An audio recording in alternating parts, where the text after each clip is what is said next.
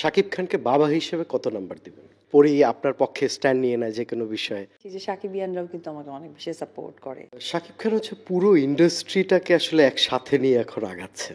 হিংসা হয় কিনা কখনো? সুখে থাকার জন্য আসলে কি প্রয়োজন জীবনে? সিনেমায় শাকিব খানের নাম ছিল সুমন, ঠিক তেমনি প্রিয়তমা সিনেমাতেও তার নাম ছিল সুমন। উপদি, দেখতে খুবই ফিট এবং সুন্দর লাগছে। বরাবরই সুন্দর আপনি। ঘটনাটা কি? আমার ভক্ত দর্শকরা আমাকে যেভাবে ভালোবাসা দিচ্ছেন, দেখাচ্ছেন, ওই ফিল থেকে হয়তো বা এক ধরনের সুন্দর কিছু সৃষ্টি হচ্ছে আমার মধ্যে, মনের মধ্যে। সেটাই হয়তো বহিঃপ্রকাশ। That's it. তো ভক্তদের কথা বললেন। শাকিব খানের যেমন একটা হিউজ ফ্যান বেজ আছে, আপনারও একটা ফ্যান বেজ আছে যারা হচ্ছে যেকোনো কিছুতে ভালো মন্দ সবকিছুতে অপু বিশ্বাসের পাশে স্ট্যান্ড নিয়ে নেয়। এটা কি আপনি খেয়াল করেছেন কিনা সোশ্যাল মিডিয়া প্ল্যাটফর্মে? হ্যাঁ, আমি এটা খেয়াল করেছি। পাশাপাশি আমি এও দেখেছি যে সাকিবিয়ানরাও কিন্তু আমাকে অনেক বেশি সাপোর্ট করে। তারা এত ভালো। সবকিছু মিলিয়ে আসলে সাকিব অপু যে জুটির বিষয়টা, এটা যারা এখনো মনে রেখেই দিয়েছে তারা সকলেই আমাদেরকে সাপোর্ট করে। আর একটি কথাই বলব যে এই যে তাদের সাপোর্টটা আমার প্রতি বা ভালোবাসা, ভালো লাগাটা, আমি যেন সত্যি সেটা মর্যাদা সম্পন্ন ধরে রাখতে পারি। একটা প্রশ্ন আছে দর্শকদের আরো। আপনি এবং সময়ের অন্যতম সাহসী অভিনেত্রী পরীমণি, এদেরকে মনে করে যে এরা মনে হয় একটা সিন্ডিকেট, সাহসী সিন্ডিকেট। যেকোনো বিষয়ে হুটহাট বলে ফেলে। পরেই আপনার পক্ষে স্ট্যান্ড নিয়ে নেয় যেকোনো বিষয়ে। আসলে ব্যাপারটা কি? এটা না আসলে একটা সার্টেন টাইম থেকে এই গ্রুপিং বা এই গসিপিং এই কথাগুলো তৈরি হয়েছে। ওই সার্টেন টাইম থেকে এই কারণেই আমি বলব যে সে অপর প্রান্তের মানুষগুলো ইনসিকিউর যে আমরা কিছু করছি ওটা ঠিকঠাকভাবে পৌঁছাচ্ছে কিনা বা ঠিকঠাকভাবে প্রেজেন্ট হচ্ছে কিনা। তো এটা একটা সার্টেন টাইম, তো সো এই বিষয় নিয়ে আমার কোনো মন্তব্য নেই। কারণ আমি তো সে অনেক আগে থেকে কাজ করছি এবং পরি যতটুকু আমি জানি ও 2012-তে এসেছে। তো সেই সময় কিন্তু আমরা এই ধরনের সিন্ডিকেট টাইপের কথা বা গসিপিং কথা কখনোই আসেনি। এটা ইনসিকিউর যে মানুষ নিজেদেরকে মনে করে, তখন আসলে নানান কথার উৎপত্তি হয়। এটা তারই একটি কথা। শাকিব খান এবং অপু বিশ্বাস একসাথেই আসলে সুপারস্টারের তকমা নিয়ে কিন্তু বাংলা সিনেমা এসেছিল এবং দীর্ঘ যাত্রা, দীর্ঘ দাপট বাংলা সিনেমার। সেই জায়গা থেকে আসলে শাকিব খান এখনো কাজ করছে। অপু দি একটু ঝিমিয়ে যাচ্ছে নাকি? না, আসলে শাকিব খান তো শাকিব খান, মানে আনপ্যারালাল। আমার চোখে উনি শুধু সুপারস্টার না, উনি mega star and global star. যেটা আমার খুব পছন্দের একজন নায়ক শাহরুখ খান। আজকে আমার কাছে মনে হয় যে আমাদের পরিবারে একজন শাহরুখ খান আছে। সো এইটা তাকে নিয়ে এই মুহূর্তে আমাকে ঘিরে কথা বলা মানে হচ্ছে আসলে আমি এখন একটা অভিনেত্রী আর উনি অনেক বড় কিছু। আর আমার স্পেসিফিক যদি বলেন সেটি হচ্ছে যে চলচ্চিত্র এখন আসলে আমি মানের জায়গাটা অনেক বেশি গুরুত্ব সহকারে দেখছি, যার জন্য টাইমিংটা লেগে যাচ্ছে। তবে আমার মনে হয় যে ওয়েট করলে ভালো কিছু সম্ভব। আমার মনে হয় যে দর্শক সহকারে যারা আমার ওয়েল উইশার বা শুভাকাঙ্ক্ষী তারা সকলেই ওয়েট করবে। আর একটি কথা একদম স্ট্রংলি বলতে চাই, কিছু গল্প আমার কাছে আসে, সেই গল্পগুলো একজন উপবিশ্বাস প্লে করার মতো সে যোগ্যতা রাখে কিনা আমি তো আমার দর্শকদেরকে জানি বা চিনি, আমার ফ্যান ফলোয়ারদেরকেও জানি চিনি। তো তাদের কথা চিন্তা করেই না আসলে অনেক গল্প স্কিপ করা হয়। কাজ হচ্ছে না তা না, হচ্ছে, কিন্তু আসলে এখন মানের জায়গাটা অনেক বেশি ইম্পর্টেন্ট হয়ে দাঁড়িয়েছে আমার ক্ষেত্রে। অপুদীপ, শাকিব খান হচ্ছে পুরো ইন্ডাস্ট্রিটাকে আসলে একসাথে নিয়ে এখন আগাচ্ছেন। সব কর্মক্ষেত্রেই হয়তো। আহ, আপনি তো তার ব্যক্তি জীবনের সাথেও আসলে ওতপ্রোতভাবে জড়িত ছিলেন, আছেন। হয়তো মনে হলেও থাকবেন সারা জীবন। সেই জায়গা থেকে আসলে হিংসা হয় কিনা কখনো? না, নিউ সানসিল্ক ব্ল্যাক শাইন, নজর কাড়া শাইনি চুলের নাম্বার ওয়ান চয়েস।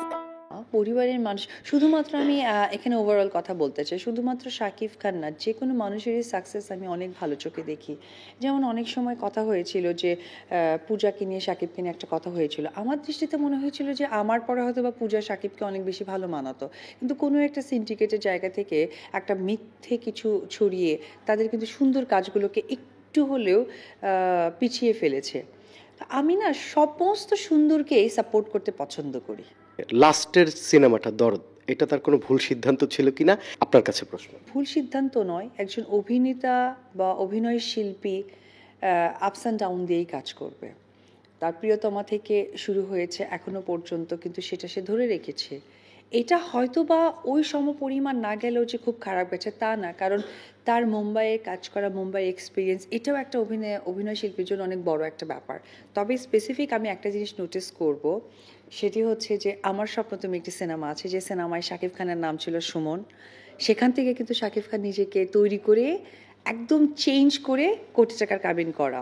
ঠিক তেমনি প্রিয়তমা সিনেমাতেও তার নাম ছিল সুমন, তো সেটা দিয়েও কিন্তু আবার নতুন করে শাকিব খানের জন্ম হওয়া। তা আমি তার সহশিল্পী হিসেবে একটি কথা বলবো যে শাকিব যখনই কোনো সিনেমার গল্প বা কোনো কিছুকে যদি মনে হয় যে না আমি কি একটু ভুলভাল কিছু না, তখন যেন ওই ক্যারেক্টার নামটা সুমন হয়। কারণ এই সুমন নামটা শাকিব খানের জন্য অনেক লাকি, মানে ক্যারেক্টারের জন্য। কারণ আপনি খেয়াল করে দেখবেন আমার স্বপ্ন তুমিতে সুমন এবং প্রিয়তমাতেও তার নাম থাকে সুমন। এই সুমন নামটাই একজন শাকিব খান ক্যারেক্টারকে লাইফে বড় একটা চেঞ্জেস এনে দিয়েছে। যখন ব্যক্তি জীবনকে মানুষ আসলে গুরুত্ব দিয়ে বিবেচনা করে বা দেখে, তখন অভিনেত্রী অপু বিশ্বাসের খারাপ লাগে কিনা? আসলে আমি এগুলো কানে বা আমার গায়ে নেওয়ার টাইমই আমার নেই। এই কারণে নেই, যারা ক্রিটিক্স করছে তারা আসলে ক্রিটিক্স কি না এটা কি ইম্পর্টেন্ট ব্যাপার। একজন ক্রিটিক্স মানুষ যদি আমাকে নিয়ে ভালো বা মন্দ গসিপ করে, তখন আমি ওটাকে পয়েন্ট অফ ভিউ হিসেবে দেখব যে না এখানে আমার হয়তোবা ভুল আছে বা হয়তোবা ভালো কিছু করছি। কিন্তু যারা করেন তারা তো করেনি, এটা হচ্ছে কি তাদের আসলে রুটির একটা মাধ্যম। সো এই বিষয় নিয়ে আমার কোনো মন্তব্য নেই। আর আমি ক্রিটিক্সদের ওয়েট করি যে তারা আমাকে নিয়ে ভালো বা মন্দ কোন প্রশ্ন ছুড়ে দিচ্ছে কিনা। অপুদি, কখনো যদি নিজের কাজ দেখার ইচ্ছা হয় বা দেখতে মন চায়, কোন কাজটার কথা খুব মাথায় ঘোরে যে এই কাজটাই বোধহয় আমার হৃদয়টাকে শান্ত করে দেয়? প্রথমেই উপবিশ্বাস তৈরি করেছে কোটি টাকার কাবিন, যেটা আমি সব সময় নিজের প্রথম সন্তান বা সন্তানের যে ফিলিংসটা, এটা আমার সব সময় অনুভূতিটা কাজ করে। এর পাশাপাশি অনেক সিনেমা করেছি, কিছু সিনেমার নামও ভুলে গেছি, এটা সত্যি। বাট তার মাঝে কিছু সংখ্যক সিনেমা থাকে না, যেমন দেবদাস, আমার ভালোবাসলে ঘর বাঁধা যায় না, এরকম অনেক সিনেমা আছে যেগুলো আসলে মাঝে মাঝে গান আসলে বা সিনেমার ক্লিপ আসলে এখনো বসে দেখি এবং একটু নস্টালজিক হয়ে যায় যে ওই সময়তে এইরকম হাসাহাসি করেছি, এরকম ফান করেছি, ইউনিটের সাথে এইরকম একটা বন্ডিং ছিল।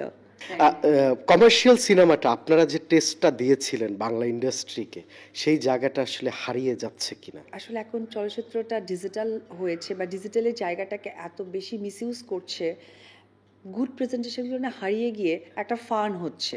মানে আপনি চাইলেও একজন নায়ক হচ্ছেন, আমি চাইলেও একজন নায়িকা হয়ে যাচ্ছি।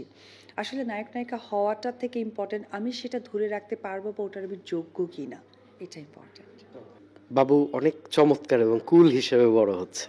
আসলে ওকে নিয়ে ভবিষ্যৎ পরিকল্পনা কি? ওকে কি দেশে রাখবেন, দেশের বাইরে পাঠিয়ে দেবেন? এই বিষয়টা নিয়ে আসলে ওই রকম বিবেচনা করে হয় না, কারণ বাচ্চাদের তো আসলে নিজস্ব ফিলিংসও থাকে। কারণ তাদের যখন অনুভূতি শেয়ার করে, বাবা মা হিসেবে বা মা হিসেবে আমার দায়িত্ব জায়গাটা থাকে তাকেও হ্যাপি করা বা তার কমফোর্টেবল জায়গাটা কোনটা। তো সেই জায়গা থেকে ও কোথায় সেটেল হবে কি হবে এটা ফিউচার বলে দেবে। শাকিব খানকে বাবা হিসেবে কত নাম্বার দিবেন? 100-এ 500। এই কারণে, কারণ শাকিব খান একজন একাধারে ঠিক যেমন নায়ক, একদম পারফেক্ট বাবাও। সুখে থাকার জন্য আসলে কি প্রয়োজন জীবনে? আমার কাছে মনে হয় যে সুখে থাকার জন্য একটা মানুষকে যে কোনো জায়গায় মানিয়ে নিতে হয়, তাহলেই সুখটা সম্পূর্ণভাবে চলে আসে। এক্সপেকটেশনটা না বাড়িয়ে এক্সপেকটেশন না রাখাটাই ভালো।